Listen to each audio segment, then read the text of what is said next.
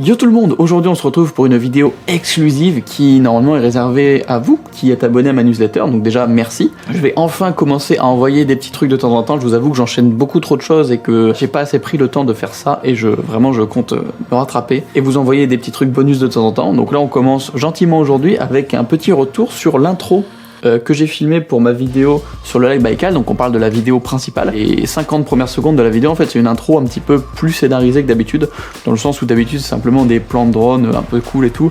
Là je voulais faire quelque chose de plus mystérieux en fait, et qui posait un peu une atmosphère qui correspondait selon moi à l'atmosphère un peu du lac Baïkal, donc j'ai imaginé ça un petit peu avant d'y aller, hein, sans savoir ce que ça allait vraiment être, mais je pense que l'atmosphère retranscrite dans cette intro correspond à peu près à l'ambiance que donne le lac. Bon, avant d'en parler plus, je vous la remets juste ici pour bien vous la remettre en tête.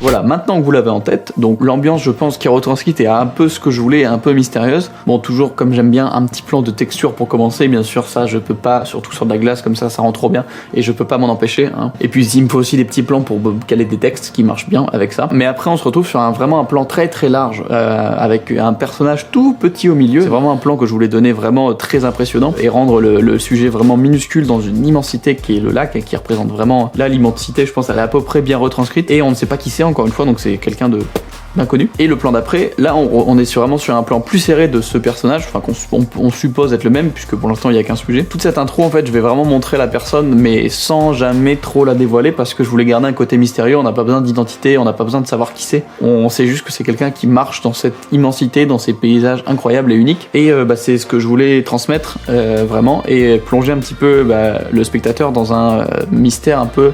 Yes, il pleut, du coup, si vous entendez des petits ploc-ploc, merci la météo, vive le Nord, vive la Picardie. Et voilà, je voulais plonger le spectateur un peu dans ce mystère, en qui se disent, c'est qui, on sait pas trop, qu'est-ce qui se passe, ok, il est là-dedans, mais qu'est-ce qu'il fait, on sent qu'il progresse vers quelque chose. Et en fait, la progression amène à la fin vers les voitures, où il s'installe, et là, il enclenche les vitesses, il appuie sur la pédale, et il part à fond, pour donner vraiment l'engouement de partir à fond, et de se donner toute la liberté possible avec un 4x4 sur une immensité pareille, qui vraiment est une émotion qu'on ressent vraiment là-bas, je vous jure. Donc voilà, toute l'idée était un petit peu là, de faire comme ça. Alors les soucis qui viennent là-dessus, c'est qu'en fait, cette expédition, donc c'est une expédition où les gens payent pour être dessus, puisque c'est organisé par une agence de voyage. Moi, je paye pas parce que je suis là pour bosser, mais les clients, littéralement, sont là, eux, pour profiter. Donc déjà je peux pas c'est difficile déjà de demander à quelqu'un de jouer l'acteur même pour un petit peu de temps, parce que il est pas supposé être là pour ça. Heureusement en général il se prête bien au jeu, donc il m'en fallait quand même un du groupe qui ait l'air plus badass que les autres. On se comprend, faut que la personne ait un peu l'air, même si on la voit pas trop, qu'elle ait un petit peu l'air badass. Il fallait que la personne ait plus une gueule que les autres, donc j'ai fait au mieux, j'ai pris celui qui pour moi rendrait le mieux, avec qui je m'entends bien aussi. Du coup ça permettait déjà d'avoir une petite complicité qui aide vraiment dans ce genre de scène, parce que si je me retrouve avec quelqu'un que je connais pas ou que j'apprécie pas trop,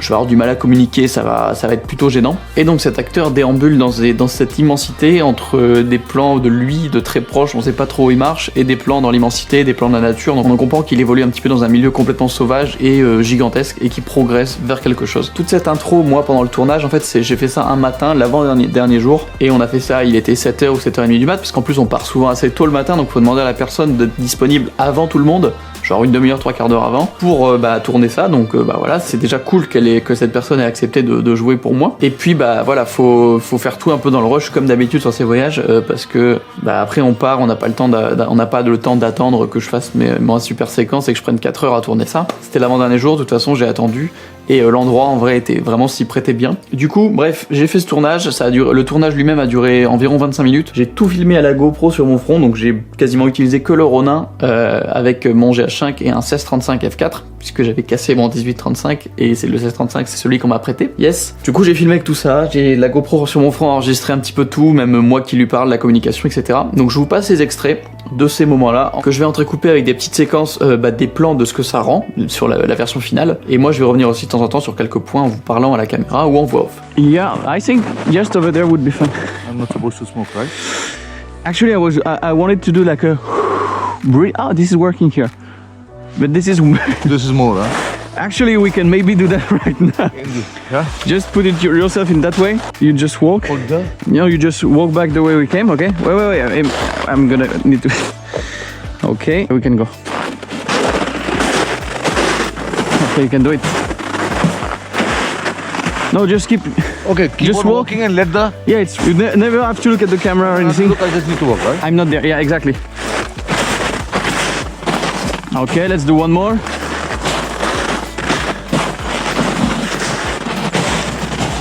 Okay, I think it's good. Now I'm just gonna do your feet.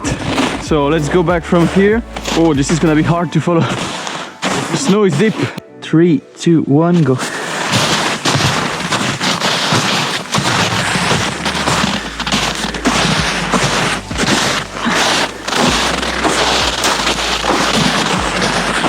Okay. Comme vous le voyez, l'acteur ne comprend pas au début comment on fait, etc. En fait, c'est simplement parce que la personne n'a jamais été filmée comme ça, il n'a jamais participé à un tournage, ce qui est normal en général pour la plupart des gens. Donc la personne n'a aucune idée de ce que je fais, clairement, elle sait juste que je filme, mais il a aucune idée de ce que je fais, de pourquoi je le fais, etc. Donc dans ces cas-là, heureusement, donc il n'y a pas de dialogue. S'il y avait des dialogues, ça aurait été catastrophique parce que c'est très compliqué d'être crédible dans des dialogues quand on n'a jamais joué. Donc là, heureusement, c'est simple et c'est des actions simples. Et le but pour moi, ça a été de lui communiquer de la façon la plus simple ce qu'il avait à faire. C'est-à-dire que je lui explique pas forcément ce que je tourne, pas comment je le tourne, ça sert à rien et ça va compliquer les choses. Là, le but, c'est d'être efficace. Donc je lui explique simplement ce qu'il doit faire, moi ce que je vais faire à peu près, et je vais pas chercher plus loin. Il n'y a pas besoin d'aller chercher plus loin, et lui, honnêtement, je pense qu'il s'en fiche un petit peu. Voilà, il est content de m'aider, et plus vite on a fini, mieux c'est pour nous deux et pour tout le monde. Donc je lui dis simplement les actions, tu marches là-bas, tu regardes là-bas, etc. Moi, en restant très simple et encore une fois sans compliqué. J'hésitais pas non plus à le laisser. En fait, si des fois je lui disais de marcher, moi je faisais un premier plan. Et en fait, j'avais fini je savais très bien que j'avais fini le premier. Mais vu que lui il est lancé, en fait je continue et je fais d'autres plans pendant qu'il fait son action pour pas le couper. Plus tu coupes une personne, en général, moins elle est dedans. Donc là, je le laisse un petit peu aller, je le laisse tranquille se balader. Et moi, je fais plein de plans différents, plein d'échelles de plans différents pour avoir du choix au montage parce que j'avais une idée à peu près de ce que je voulais faire, mais tout n'était pas parfaitement planifié. Donc plus j'avais de matière, mieux c'était pour moi. C'est vraiment la meilleure façon selon moi, c'est-à-dire que lui n'y connaît rien, moins je lui en dis, mieux il se porte et plus c'est simple pour lui. Je reste vraiment simple sur les instructions, je laisse faire les choses sans trop le couper et moi j'essaye de faire tous mes plans en attendant le plus limité possible et du coup en étant le plus efficace possible et en variant, etc. et en n'hésitant pas à en faire plus qu'il n'en faut pour avoir un maximum de marge au montage. Alors oui, je tiens à préciser un truc, c'est que je voulais donner un effet de condensation parce qu'il fasse très froid. Et le matin, on a tourné, il n'y avait aucune condensation, ou presque. Et ça tombe bien, il était en train de fumer sa cigarette au moment où je me disais ça. Je ne mets pas du tout la cigarette en avant, bien au contraire. Mais en revanche, vu qu'il en avait une, moi ça m'a arrangé puisque il avait de la fumée à disposition et ça pouvait donner l'impression d'être de la condensation. Bon, ça le faisait un peu trop, mais en attendant, ça marchait sur un plan, je l'ai mis parce que ça fonctionnait bien et voilà. Donc je m'assure, je la cachais, je la montrais pas à l'écran, très important. Faut mieux éviter ça en général. Mais la fumée, par contre, là, j'avoue qu'elle m'aidait, donc je me suis pas gêné pour l'utiliser. On fait comme on peut. Bon, certains d'entre vous l'ont peut-être remarqué, il y a un point que j'ai complètement un peu mis de côté sur le tournage de cette intro.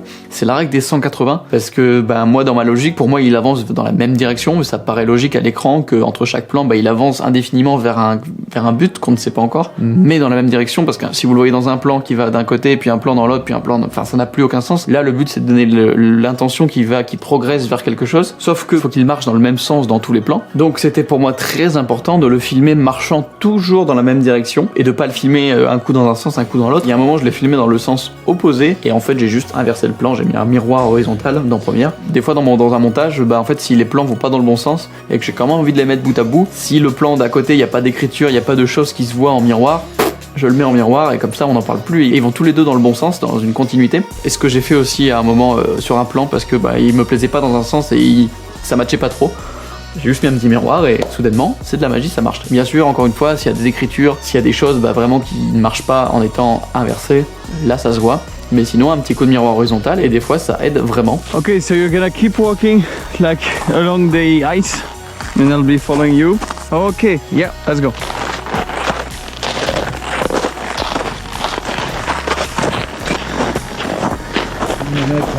Yeah, you can keep going and maybe go over the ice.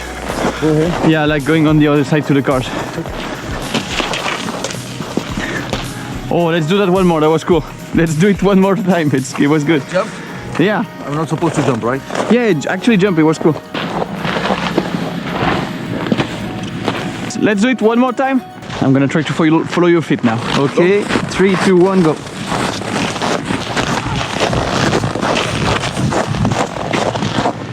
Alors dans des tournages un peu improvisés, run and gun très rapides comme celui-là, ou même dans des tournages bien plus gros, il faut pas hésiter des fois à improviser des choses en fonction du ressenti sur le moment. C'est-à-dire que là surtout parce que c'est pas du tout préparé. Je m'étais juste fait une petite idée, mais j'avais aucun truc préparé ni écrit. Mais en gros à un moment pour aller aux voitures en fait il faut passer par des blocs de glace, il faut passer au-dessus de la muraille de glace qu'il y a devant la station météo où on dormait. Et du coup à la fin du plan en fait il saute pour passer de l'autre côté. Et le saut rendait très bien. Du coup j'ai vraiment accentué pas mal sur le saut parce que ça vraiment, c'est rare de voir déjà des gens devant de la glace bleue qui marchaient devant, mais alors sauter par-dessus des blocs, c'est rare. Mais du coup, je lui ai demandé de le refaire et j'ai bien insisté là-dessus. Et ça rendait très bien. N'hésitez pas non plus donc à improviser pour avoir des petites actions en plus, des trucs cool que vous trouvez vraiment sur le moment. Dans cette intro, je joue aussi beaucoup sur l'espace parce qu'en fait, je sais pas si vous le voyez, mais dans les plans où il longe la glace, en fait, une fois qu'il a fait le petit saut sur le rocher, il est face aux voitures. Sauf que moi, dans mon intro, pour moi, c'était pas fini. Il y avait encore des trucs à mettre avant d'arriver aux voitures. Du coup, l'important c'est de pas montrer les voitures. Donc des fois, à la fin des plans, de ces plans-là, on voyait un petit peu les voitures au fond.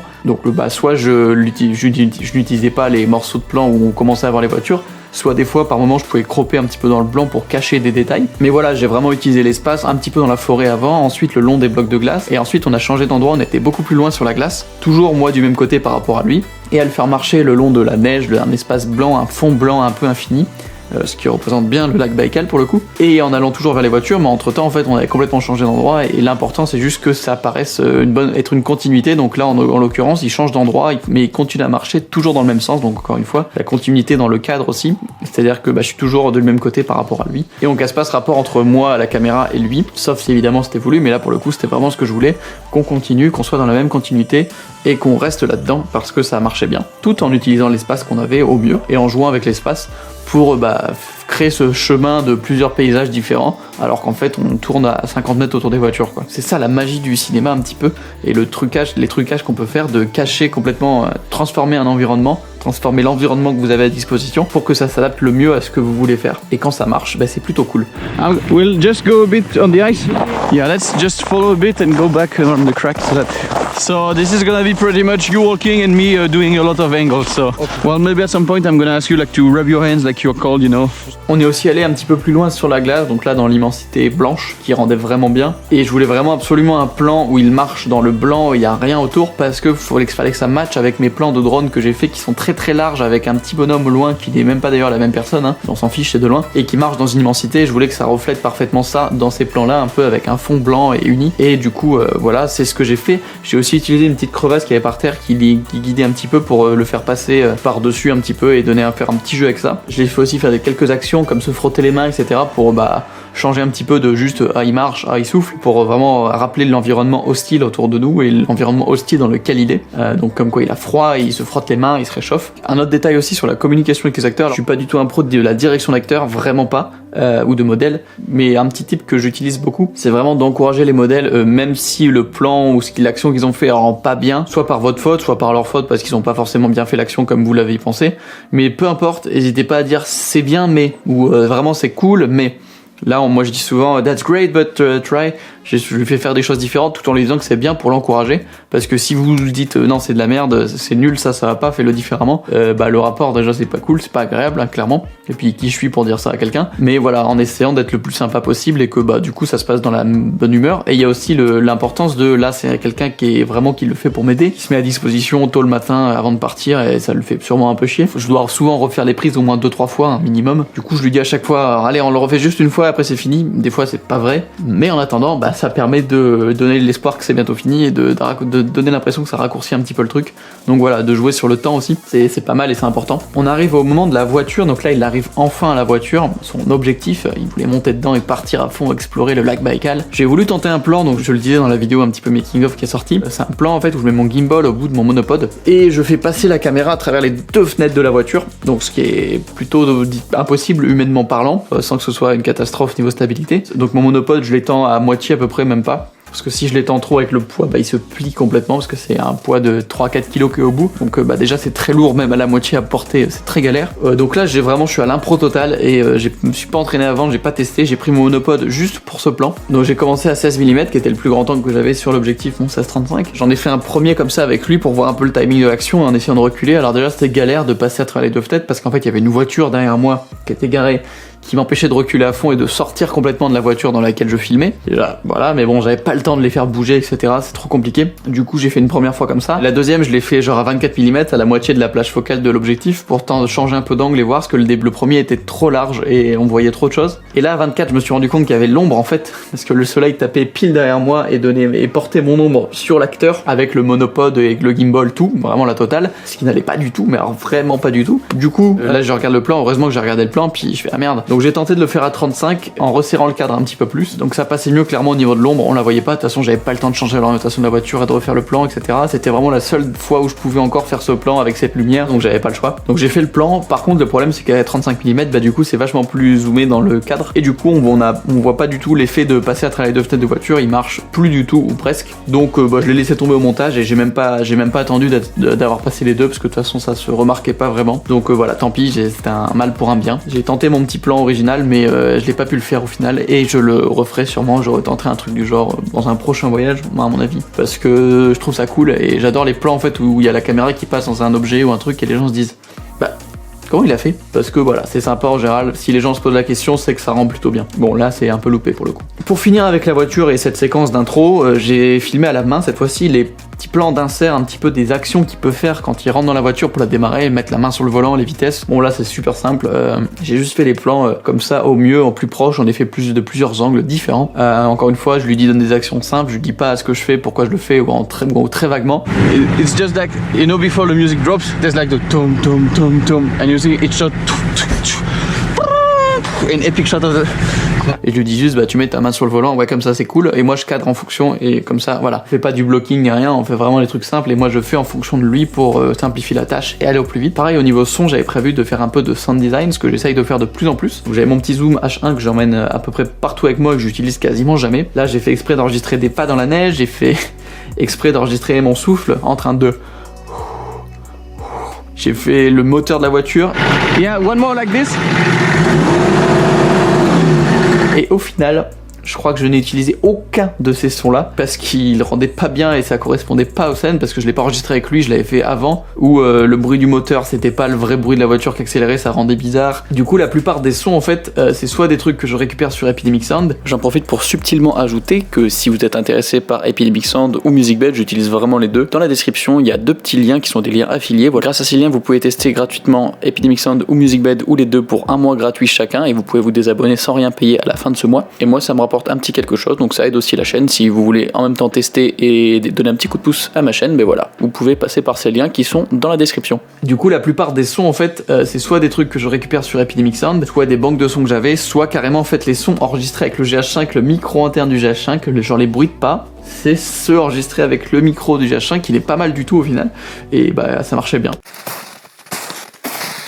Bref, j'avais pas prévu de parler autant. J'espère vous avoir donné quelques petits tips sympas et une petite vue derrière la caméra de cette intro d'une de mes vidéos préférées. Je suis rarement fier de mes vidéos, mais celle-là j'en suis particulièrement fier. Donc voilà, j'espère que ce petit making of de l'intro vous aura plu. Donc c'était un premier contenu exclusif pour vous qui êtes abonné à la newsletter. Je prévois vraiment de vous envoyer des clips gratuits, filmé dans des endroits très cool et en très bonne qualité pour vous entraîner au montage, vous donner des petits conseils, des vidéos plus courtes, des formats un peu dans ce genre-là, plein de choses. Et aussi, je prévois toujours de faire des formations, j'en ai 2-3 de prévues. Je vais tourner ça soit début juin, soit vers la fin juin, mais c'est prévu et je tiens absolument à le faire. J'ai pris énormément de retard parce qu'en fait j'accepte plein de trucs qu'on me propose parce qu'ils sont cool et bah du coup j'ai pas le temps de me mettre à mes formations et il y a vraiment, c'est un univers complètement différent et que je pensais beaucoup plus facile à faire, mais je tiens à faire ça de la meilleure façon possible. Si vous êtes inscrit ici, vous recevrez les formations dès qu'elles sortiront et avec des réductions, etc. Donc voilà, c'est très cool pour vous si ça vous intéresse. Merci d'avoir regardé, j'espère que ça vous a plu. N'hésitez pas à laisser un petit commentaire en dessous si vous avez des trucs à me donner, des requêtes, des machins. Bon là on est sur une vidéo en non répertorié normalement, mais les commentaires sont dispo et vous pouvez les laisser et me donner des conseils, des trucs constructifs si vous voulez, il n'y a pas de soucis, c'est avec plaisir. J'espère que ça vous aura plu et on se retrouve pour une prochaine vidéo.